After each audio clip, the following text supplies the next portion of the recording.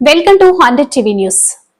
విజయవాడలో గురువారం ప్రభుత్వ ఆసుపత్రి గేటు ముందు వైద్య విద్యార్థులు నిరసన వ్యక్తం చేస్తున్న సమయంలో పోలీసులు అరెస్ట్ చేసి పోలీస్ స్టేషన్ కు తరలించారు. ఈ సందర్భంగా వైద్య విద్యార్థులు మాట్లాడుతూ తమ సమస్యలను పరిష్కరించకపోతే రాష్ట్ర వ్యాప్తంగా నిరసన వ్యక్తం చేస్తామని హెచ్చరించారు. శాంతియుతంగా నిరసన కార్యక్రమాన్ని చేపడితే పోలీసులు దుర్మార్గంగా వ్యవహరిస్తున్నారని వైద్య విద్యార్థులు ఆవేదన వ్యక్తం చేశారు.